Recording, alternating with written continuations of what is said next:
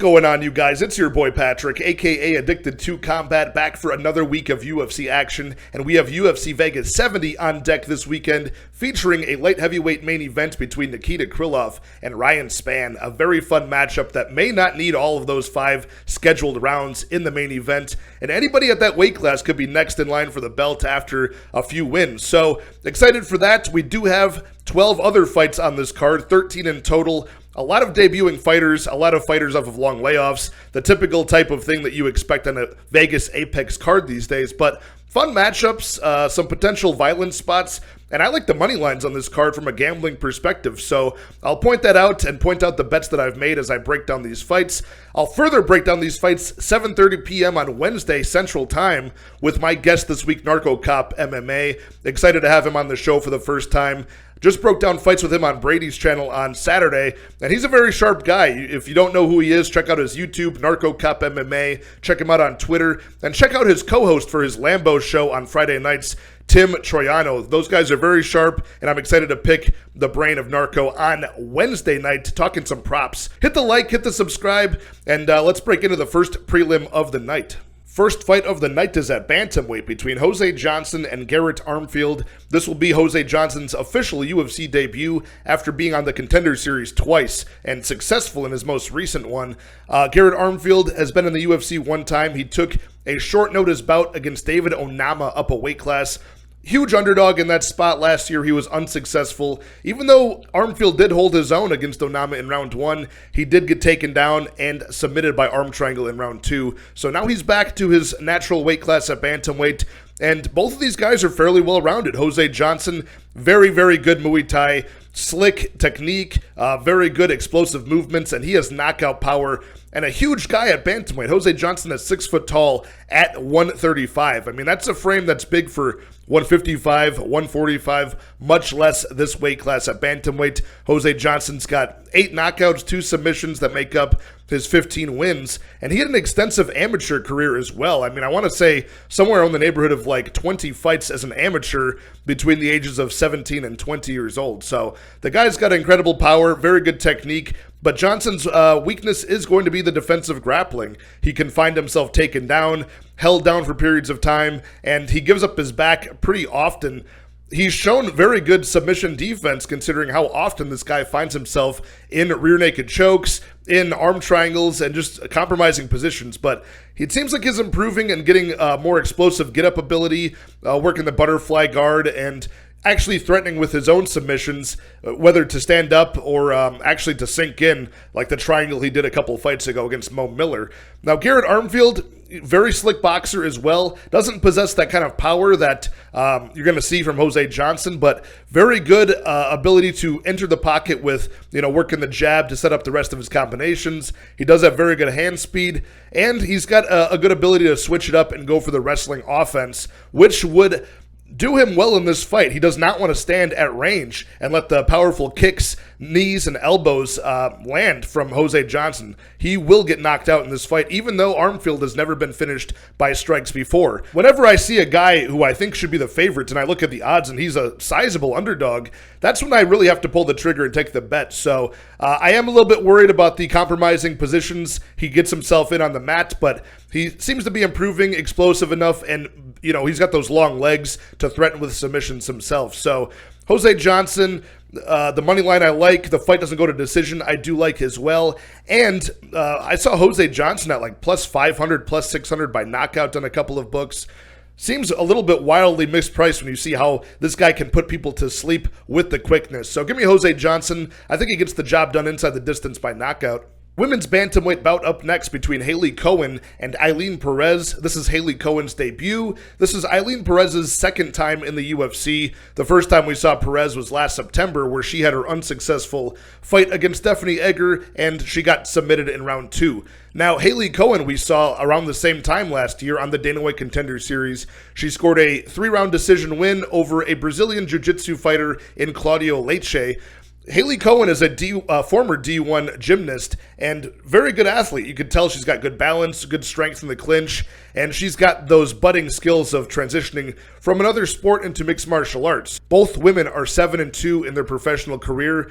I'd say Cowan actually had some of the better experience Here in the States, she fought in the LFA. She had a bout in Invicta, and it's clear that her weakness is the grappling. That just takes fighters longer when they transition to this sport to get them the striking, right? You've got Haley Cowan with very good mobility, very good balance to stay on her feet, and she's strong in the clinch. So her stand-up is decent, but it's getting back up off the mat. It's doing the right things to not give up her back and get submitted. Those are where she struggles. Now, Eileen Perez, an Argentinian fighter, not very good regional scene competition there. The infamous Samurai Fight House, where it looks like they're fighting, in a community center. People are pulling up lawn chairs to ref and judge these fights.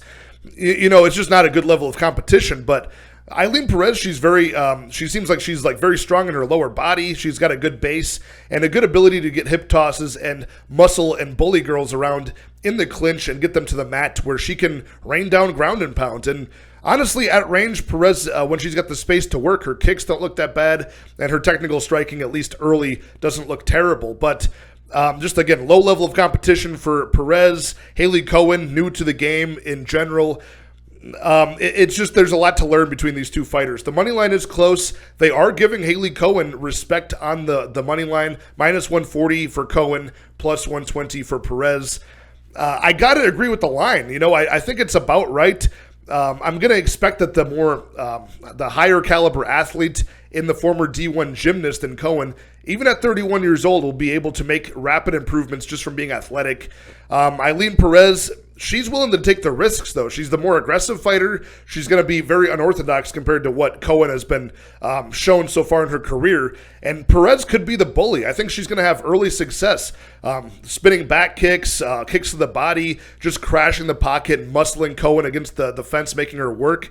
Cowan might lose that first round, but I think she will work into this fight, and I think she's got a better mindset and focus in this game. I don't think she's got that quit in her, whereas Perez, when things don't go her way and she starts getting fatigued, I think she will fold in this fight. So give me Cowan to do the better work at striking distance and eventually work her way back in and show better cardio in this matchup, but a lot to learn between these two women. No bet on this fight for me. Up next at lightweight, we've got the debut of Nurullo Aliev taking on returning Rafael Alves. This is Tajikistan's 8-0 prospect at 23 years old. Aliev is coming off of his successful Dana White Contender Series, where he scored a round 1 ground and pound stoppage over Josh Wick, who was actually a kickboxer on short notice. So kind of a tailor-made best case scenario matchup for Aliev, who's from Tajikistan. Looks like, I know they're calling him like mini Khabib or something like that. He's a Sambo fighter, not Russian. He's from Tajikistan, but he does have that same game plan where serviceable striking just to distract you from the fact that he's going to dive at your leg, try to get the body lock and take you down to the mat. And generally before the Contender Series, he just lays on his opponents and tries not to get stood back up. Maybe advances, maybe doesn't. But the guy's got no submissions on his record, and he now has 2 knockouts. One was on the Contender Series. The other was actually a corner stoppage where his opponent just threw in the towel basically from fatigue. That was back in 2018. So the guy's not really a finisher. On the flip side, you've got Rafael Alves, a crazy explosive Brazilian athlete, jacked for 155, actually tried to make 145 upon his debut, and I think he missed weight against Sabatini by like 14 pounds or something crazy. So they gave him Damir Ismagulov as a punishment for that up a weight class, and he knocked Ismagulov down within like 10 or 20 seconds of round 1. But of course, with that explosive athletic ability comes the trade-off of him falling off in rounds 2 and rounds 3 and needing, to take deep breaths, huff and puff, maybe get eye poked to buy himself some time to recharge and, then go back for another blitz attack. But his knees are incredibly devastating. You saw what he did to Mark Diakese. Rafael Alves dropped Diakese, or at least wobbled him with a jab, followed it up with an accurate flying knee, and then jumped seamlessly into a guillotine, which is his best submission, and he did tap out Mark Diakese with that. So, the guy is dangerous in round 1. Knockout power, he's plus 500 for knockout in round 1. I think just round 1 in general, he's plus 500. So I like that spot for Alves. What I also like betting-wise in this spot is the Alves inside the distance. If it goes to the scorecards, it's a voided bet. So scorecards equal no action. That's still plus 120 in the favor of Alves. So he could win inside the distance. If it goes to the decision for either guy, you get your money back. For Alves, who pretty much has finished, I think, 15 out of his 20 wins.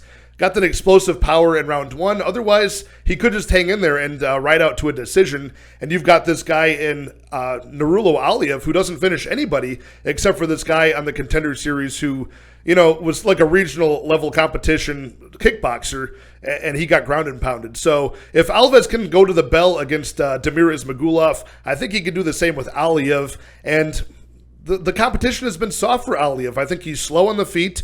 I think Alves is really live to finish this kid early, show him some adversity he's never seen before. So it's hard to bet on a guy, straight up on the money line. Even though Alves is a plus 150 underdog, it's hard to put my money on a guy who I know is going to gas out if he does not get that under 1.5 round explosive finish. But, there's some props here. That round 1 for Alves at plus 500 I pointed out, or that scorecards equal no action for him to get the finish at plus 120. I like those spots, and I will choose Alves as a pick to win this fight. Another lightweight bout up next between Joe Solecki and Carl Deaton. This is a spot where Joe Solecki was supposed to face Benoit Saint-Denis. Denis got injured, and now we've got a short notice replacement making his debut in Carl Deaton, who actually had another lightweight bout scheduled for this Friday, but getting the call to the UFC, he decided to cancel that and show up on Saturday.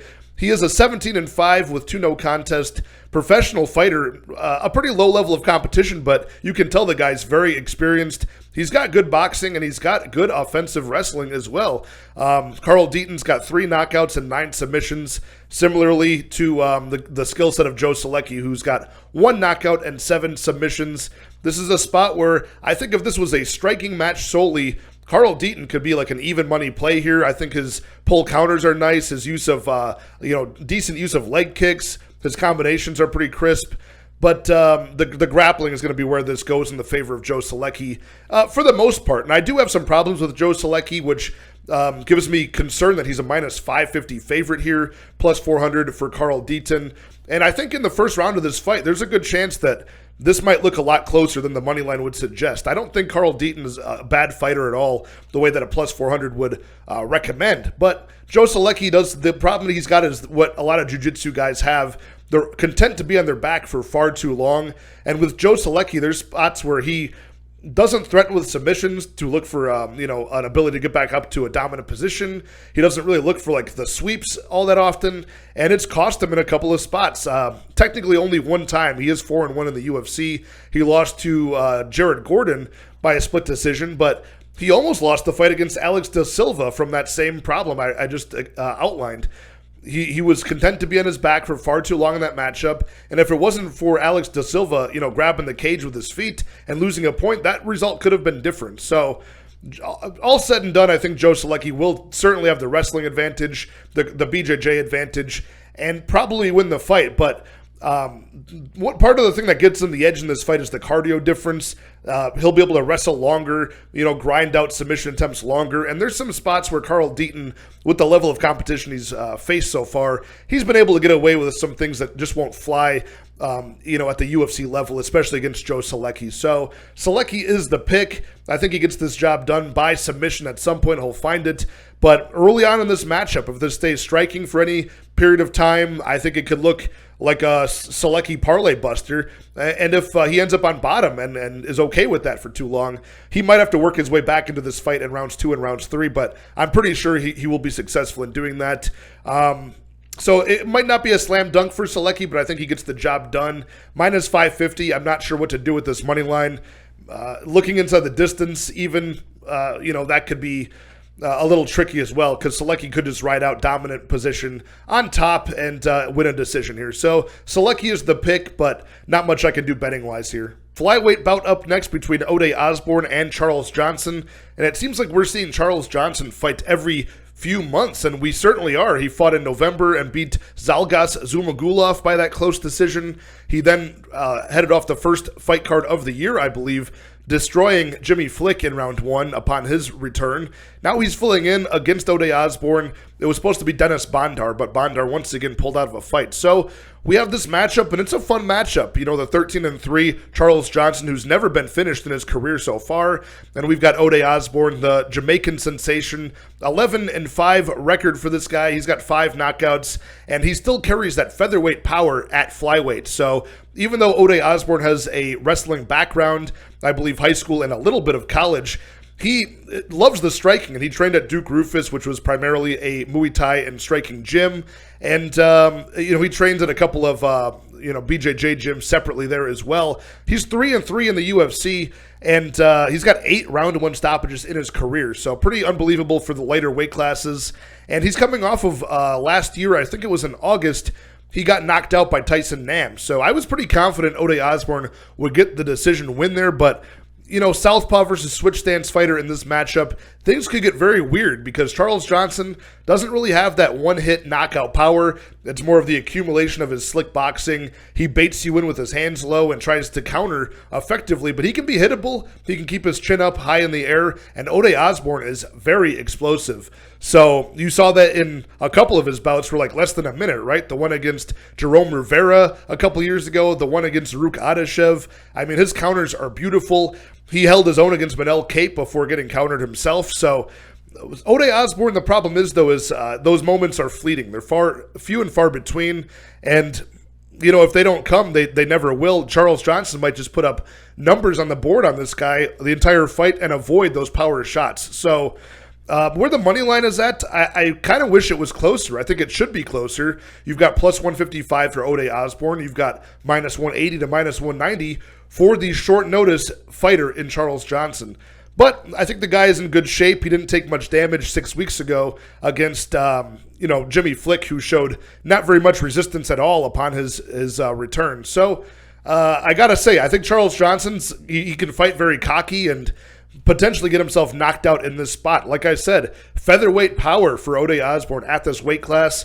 But again, I'm counting on a puncher's chance at flyweight, not something I generally do. So I think Johnson's got the better grappling, more output on his striking, and he's probably going to win the fight by decision here. So I'll trust in the pace, the forward pressure, and aggression of Charles Johnson, and the fact that he's never been finished before. So give me Charles Johnson as a pick. Again, I think this money line doesn't have a lot of value on the Johnson side. So probably a pass betting-wise, but I will take him to win this fight. Moving back up to lightweight, we've got Jordan Leavitt taking on Victor Martinez. Martinez making his official UFC debut after a successful Dana White Contender Series decision victory last season over Jacob Rosales. And Rosales had Victor Martinez in all sorts of trouble early, knocked him down, almost finished the fight. But what always scores well in that show is when you can show resolve and you can show that you can recover after a bad spot and come back to win the rest of the fight decisively. And that's what Martinez did. He's a very good boxer. He had fights in Combate and Fury FC, scoring 8 knockouts out of his 13 wins for Martinez. Very good combinations, a nice jab, good uppercuts, and really creative with those combinations that he throws with very good hand speed and power as well. Now, if this were a boxing match or a striking battle, I would favor Martinez all day, but this is a striker versus grappler matchup, and Jordan Leavitt has shown that he's pretty durable. He's got improving striking and pretty good striking defense, and he always manages to climb all over his opponents, grab their limbs, whatever it takes to get the fight to his wheelhouse, which is the Brazilian Jiu-Jitsu side of the fight. So, it seems like just yesterday that Jordan Leavitt made that round one, I think like 17-second slam KO over Matt Wyman. But that was actually 5 fights ago for Jordan Leavitt. Since then, he's all the way up to the mountaintop, having that fight in London against Paddy Pimblett, ultimately losing after doing pretty well in round 1. He did get kneed in the face against the fence and then tapped out. So that was his first time getting finished in his career. Never been knocked out, and that was the only finish loss he has. Jordan Leavitt is actually, I think he's going to be underrated a lot of the time. He's got these goofy antics. He's shaking his butt. He's doing the splits, just acting very, suspect. But either way, 27 years old, not the smallest lightweight around. And he's got 6 submissions out of his 10 wins. 5 different types of submissions among those. You see the creativity in the fight against a guy like Matt Sales, who probably didn't even know what was happening to him until it was too late. He got inverted triangled and had to tap out in that bout against Jordan Leavitt. So, Jordan Leavitt, his striking is coming along. He does throw those nice stabbing front kicks to maintain distance, big overhands from both stances, and, eventually he'll just dive on your leg or jump all over your back. So whether it's a control time-based victory or he does get the submission, which I think he will at some point in this fight, I think Jordan Leavitt wins, and he's an underdog here at plus 105 on the money line. Victor Martinez minus 125. Victor Martinez has trouble with the grappling. He gives up his back often. He can find himself taken down on the mat. And Jordan Leavitt does that very well. He times takedowns well, or like I said, he just climbs all over you and is just that the backpack man. So give me the backpack man to backpack his way to either a submission or a decision victory here. So I like the plus money on Leavitt. I feel bad, even choosing him in this fight because again, I'm underrating this guy, and I think he's going to be like in that Alex Morono category of not how they fight, but just like the way that their appearance, their soft little appearance. You're just always going to think that the other guy is better and should beat him. But I like the skill set of Leavitt, and I think it's very good at winning minutes in this bout. Women's flyweight bout up next between Gabriela Fernandes and Jasmine Jasudavicius. We've got Brazil's Gabriela Fernandes making her debut in the UFC after going 3-0 in the LFA with 2 stoppages among those wins, capturing the LFA championship. And this woman looks like the real deal. 29 years old, 8-1 professional record with 5 stoppages among those. And her striking looks like something very special.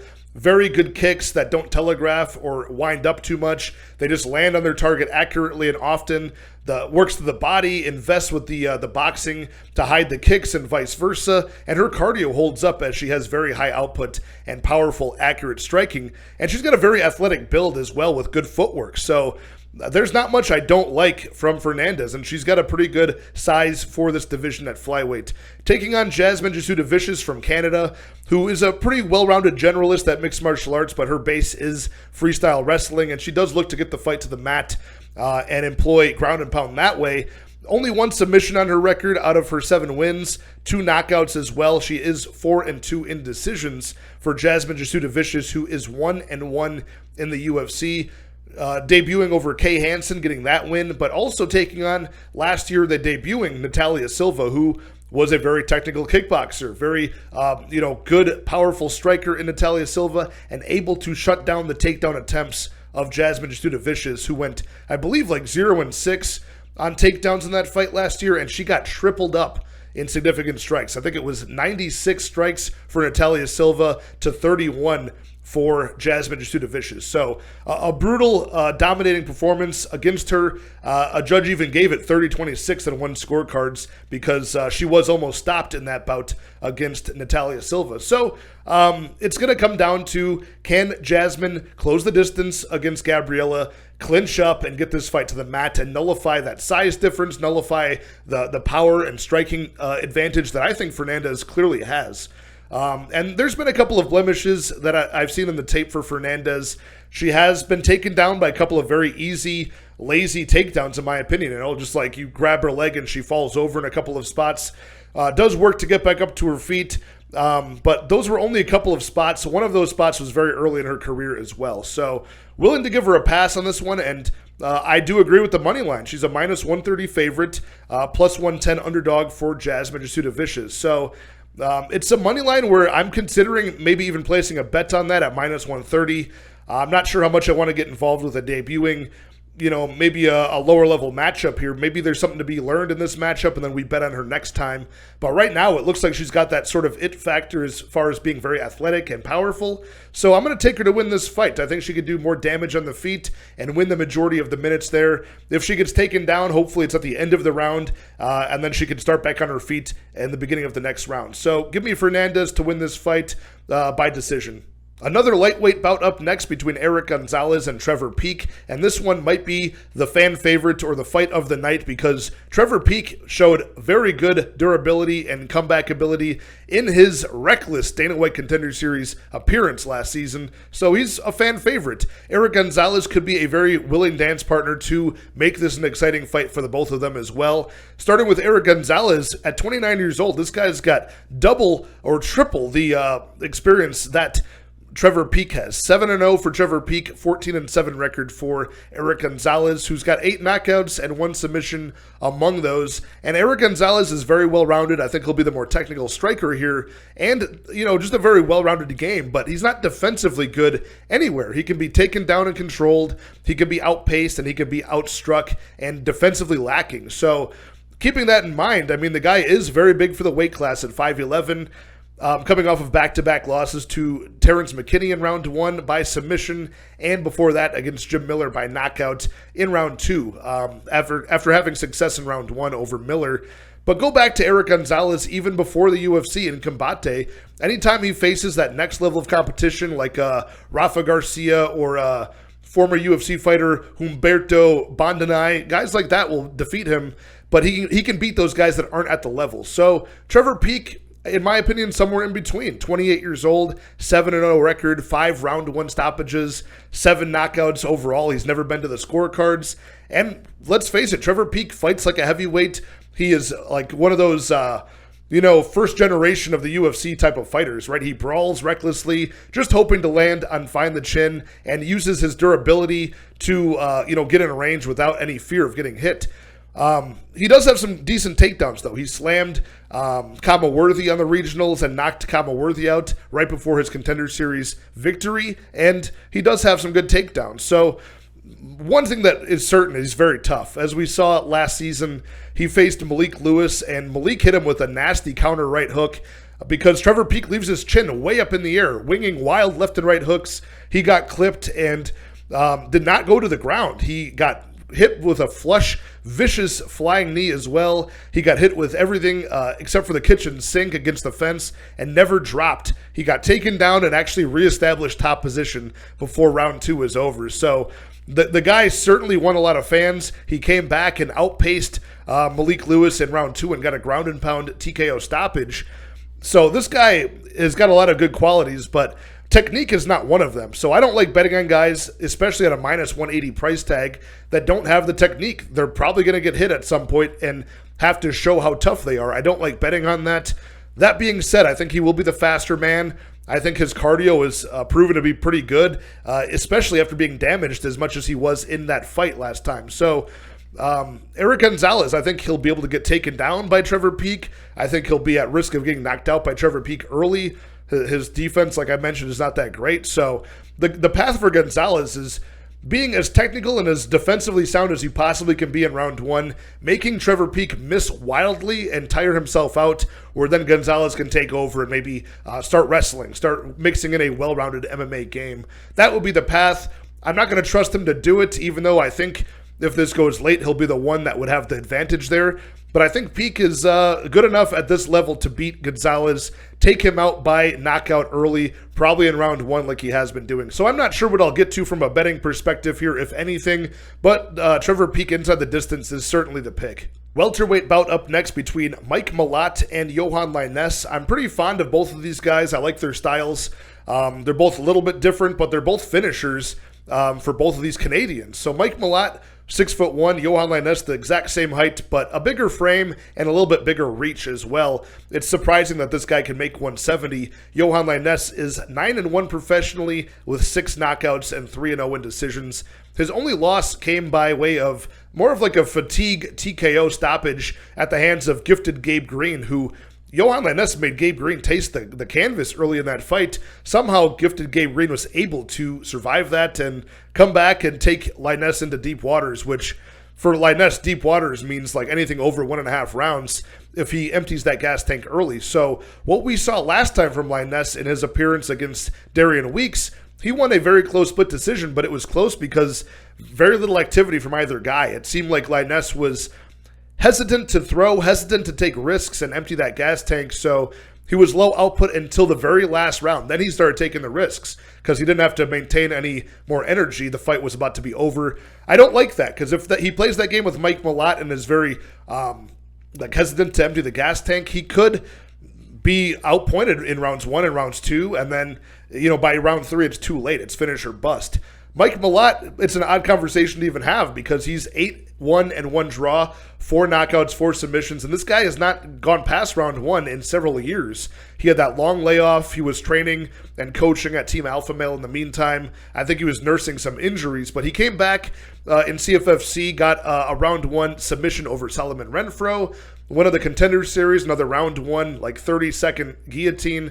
And then he just had a 3.5-minute knockout over Mickey Gall last April. So the guy's not the most active fighter at 31 years old. He's still a minus 220 favorite on the money line here, plus 185 for Johan Lainesse. I think that money line is way too wide for, a guy like Mike Malott who has not seen past that round one. It's the same gripe that we have about Johan Lainesse. So the difference is with Mike Malott, I think he's a little bit more well-rounded. He's a little bit more technical and fast, so he doesn't have that one-shot knockout power that Johan Lainesse has at the same level, but I think he can win minutes in this spot. So this will be the first time I'm not picking Johan Lainesse in quite some time. I've been betting on this guy and backing him for a while now, but I think Mike Malott just has that ability to kind of fight at a pace of his choosing. He's going to start catching Johan Lainesse over swinging if he can survive early and take this into round two.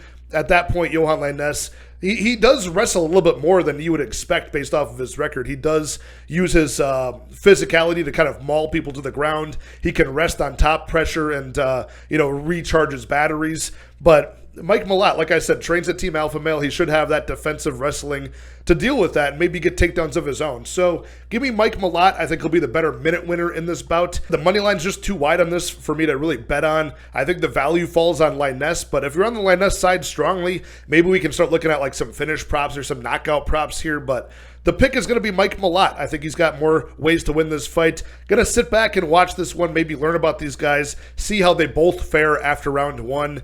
But yeah, give me Mike Malott to win. I guess I'll say inside the distance, since that's how both these guys tend to win and lose. Women's flyweight bout up next between Tatiana Saurez and Montana De La Rosa. It's a very special moment. We have Saurez returning after over 2.5 years off of the sport, where she was dominant at strawweight, going 5-0, actually having stoppage victories over Carla Esparza, who's a very good wrestler and two-time champion at this point, and over Alexa Grasso by stoppage, who is now challenging for a title soon. So Saurez is very, very strong for 115, now moving up to 125, where she competed pre-UFC. And at the national, international, and Olympic level, she competed in freestyle wrestling. At 121 was the weight class, so not far off from flyweight. She also competed in Brazilian Jiu-Jitsu as well, so a very devastating combination. Not only the ability to submit you, but to get you to the ground with almost, guaranteed accuracy as well. Once she grabs your leg, it's over. She gets the body lock against the cage. You're going for a ride and, smothering top pressure for being such a small fighter. But Montana De La Rosa, a similar skill set, just less impressive, right? And that's what happens when you have a minus 750 favorite in Saurez, the biggest on the entire fight night card, plus 550 underdog for Montana De La Rosa, who, like I said, she's got a BJJ brown belt, maybe a black belt at this point, I'm not quite sure. She does her best work when she gets her opponents to the mat and grinds them out with ground and pound and possibly looks for the submission. She does have 8 of them on her record out of her 12 wins. But it's over a certain level of competition in her career for Montana De La Rosa. There's a certain level of, maybe the UFC fighter that doesn't belong in the division that she can beat, but the better girls will beat her. She's coming off of that loss by decision to Macy Barber, so you can only imagine if Macy Barber is bullying you in the clinch and on the ground, what Saurez is going to do if she's even a shadow of what she used to be. So that's what we have to worry about with a big favorite like this in Saurez is the neck okay? Is whatever injury she was dealing with okay? But even if she's like a half of the version of she was before, she should dominate in this matchup, in my opinion.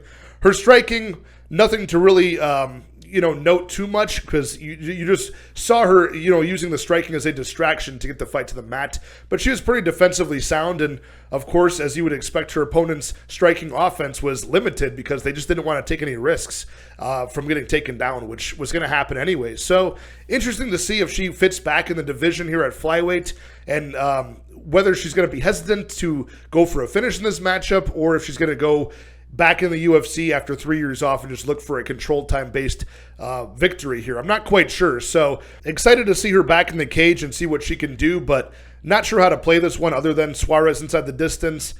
Adding her to parlays is just probably not going to add a whole lot of value, and it's always a gamble when you've got people coming off of these long layoffs. So give me Saurez by submission is the pick.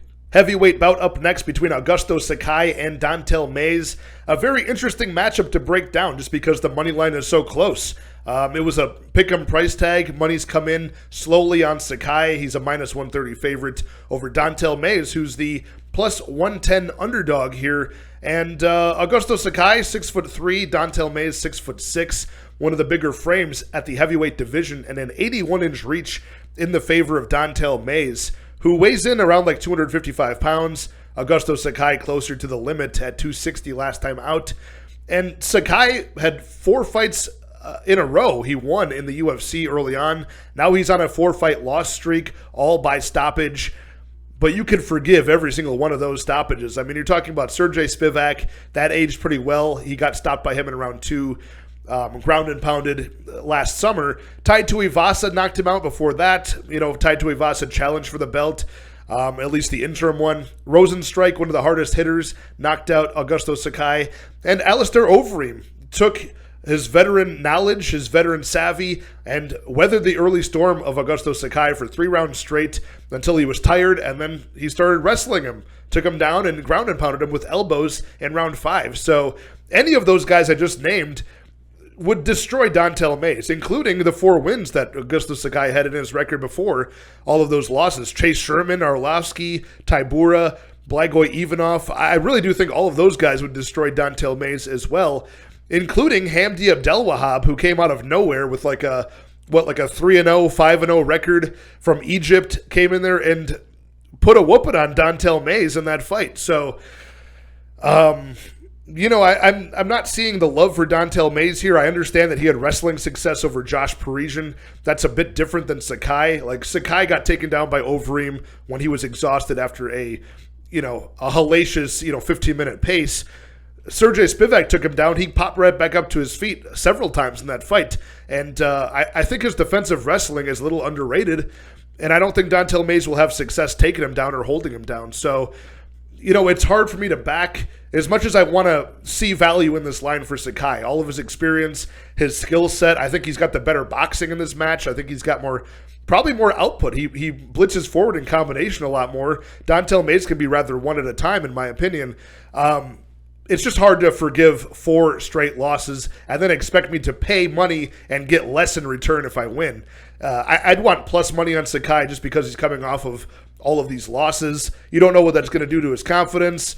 Has he taken damage from all of these repeated stoppage losses? So there's a lot of questions there. I'm not foolish to what I'm looking at here. It's just if you look at all of these losses, you can forgive every one. They're high-level opponents. I think Sakai falls somewhere in between the losses and the wins. Like, I think he's better than the guys he beat. Probably not like a title challenger by any means, but it's way better than Don'Tale Mayes. So give me Augusto Sakai to win this fight, probably inside the distance, maybe by a boring decision. But it's going to have to be a pass betting-wise for me. I can't get behind paying chalk on a guy who's on this loss streak. But I do think he could be priced higher, oddly enough. I'm going back and forth with this, but I just think Sakai is the more skilled man. So give me Sakai inside the distance. Up next, we have the co-main event of the fight card, middleweight bout between Andre Muniz and Brendan Allen. This is a very fun matchup between 2 guys who have BJJ black belts, and their black belts translate very well into mixed martial arts success because they both have quite a few submissions among their victories. 23 wins, 4 losses for Andre Muniz. He's got 4 knockouts and 15 subs, whereas Brendan Allen similarly has 20 wins, 5 losses, 5 knockouts, 11 submissions, including one in his last bout where I cashed on him as a slight underdog against Krzysztof Jotko. He got that round 1 submission. The guy's got a slick back take, a very tight squeeze on him, and his stand-up isn't bad either. It's improving. He does have power in his hands, some fast strikes, and at 6'2", he's a very big middleweight with a 75-inch reach, but that's going to be matched, just 1 inch less in height for Andre Muniz, but 3 inches more in reach. Andre Muniz uses very good kicks effectively as well. He doesn't have the worst striking in the world, but his wrestling is really what he's looking to set up, and he's got such good, dangerous submission potential. He actually tricks people and baits them into one direction to defend, only switching to an armbar in the other direction. The guy's got very good skill on the mat. You saw him tap out Eric Anders, break the arm of Ronaldo Jacare Souza, and the guy most recently just backpacked Uriah Hall to a decision victory over 15 minutes. He had 10 or 12 minutes of control time. So I love what I'm seeing from Andre Muniz. The guy is very skilled. He does have a few losses by stoppage on his record. I believe all 4 of them. One was by doctor stoppage. A couple of those TKO losses were a decade ago, and the most recent one was in 2016 to Azamat Murzakanov very, very early in the match. So, these stoppages are all very early in his career, and they're early in the bouts themselves. Once this guy gets his wrestling going, he's just a true specialist on the mat, and you just cannot shake the top pressure from Andre Muniz. So I love his aggressive nature. I love how confident he is, and, you're either going to tap or literally have your arm snapped off with this guy who is 4-0 in the UFC. So whether or not he can get the submission on Brendan Allen, who, like I prefaced, is a very good submission fighter himself, that's up for debate, and we'll find that out on Saturday night. But even just backpacking a guy and not being so eager to chase that submission for your ego's sake, just win the round and maintain that dominant position that we saw against Uriah Hall. I like that if I'm betting on him. So I do have a moneyline bet on Andre Muniz at that minus 200 moneyline. He has since moved up to minus 220. Brendan Allen about a plus 175 underdog. It's just, it's not a good matchup for Brendan Allen, in my opinion. He always ends up on his back. It's just very suspect takedown defense. And Andre Muniz is a guy who just gets the hooks in so fast, wraps up the body triangle so fast, and his takedown is actually very effective. He's got good wrestling. So I expect Brendan Allen to be forced to play jiu-jitsu off of his back. I don't think it's going to go well for him. Give me Andre Muniz very confidently. And I do think he gets the submission in this matchup. Okay, we made it all the way to the main event. Hit the like, hit the subscribe, and let's break into Nikita Krylov taking on Ryan Spann at light heavyweight. 205-pound bout here that could potentially be 5 rounds, but I don't think we're going to need all 5 rounds when you really dig into how these guys fight. They're both fast starters, and both have a history of not really seeing the scorecards all that often. Starting with Nikita Krylov, the Ukrainian, who's only 30 years old and actually has been in the UFC a long time now. I think I was actually at his debut against Soa Paleli. It was in the Midwest over in Milwaukee, and that was his only knockout loss was in that debut. I think he blamed a bad weight cut for that, and he was very young at the time too. But since then, over 10 years and 2 stints in the UFC, he's actually been 10-7 out of 17 UFC bouts at 205. Not a bad record in a very tough weight class. This guy is got a karate base. He's got some pretty good strikes, hand-to-hand combat. I believe maybe some sambo background as well. But he's a wrestler and a grappler, and he can grind you to the mat and eventually lock up a submission. He's got several of those, and 15 subs, 12 knockouts make up his finishes. He's 2-2 in decisions. Ryan Spann, very good finishing record, not that different of Nikita Krylov. 6 knockouts and 12 submissions for Ryan Spann. He's got a very tight guillotine, which makes up a lot of those submissions on his record, including that club and sub victory he just had 2 fights ago against Ian Kuntalaba. So Ryan Spann, 31 years old, not that old for the weight class, just like Krylov. Ryan Spann is massive with that 6'5" frame, and he's going to have 4 inches in reach as well. And if he hits you early, there's a good chance you're going to sleep, even as durable as Krylov has been throughout the past 10 years of his career. There's a spot here where I could see Ryan Spann at plus money. He's like a plus 145 in the money line. I could see there being value in there, but it only lasts in round 1. It only lasts under 1.5 rounds. And in fact, we haven't seen Ryan Spann outside of round 1 in his last 5 fights in total. So that's a big red flag. I've seen Nikita Krylov do very well in his career, handling and slowing down and grinding out fast starters. Guys like Johnny Walker, who he weathered the early storm against Johnny Walker, took him down and controlled him to a decision win. Guys like OSP, back when OSP was a dangerous guy, in their rematch, Krylov was able to grind him out in that fight and, eventually put him away by a rear naked choke. Krylov also, most recently against Volkan Ozdemir back in October, Volkan Ozdemir, very fast, powerful knockout artist in round 1. Krylov weathered the early storm, absorbed the damage, fired back himself, and took him down and ground him out to a decision win. So both Ryan Spann and Krylov have, a couple of good victories in their record recently and a couple of ones where I think anybody could have gotten, like Ryan Spann's devastating 1-minute knockout over Dominic Reyes. Sure, Ryan Spann is powerful, but I think a lot of people could do that against Dominic Reyes at this point, unfortunately.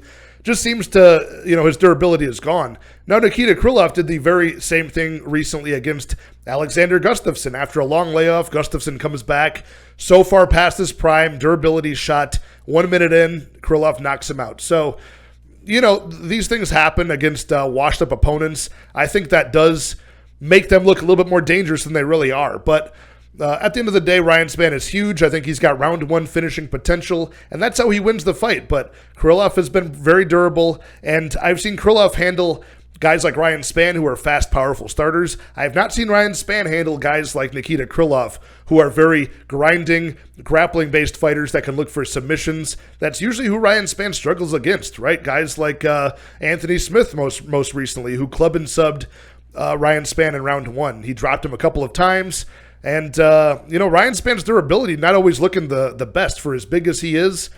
I would say Krylov is probably the more durable guy in this matchup, proven over a long track record, over high-level competition. So I'm going to go with Krylov here, minus 170. I did take that bet on his money line.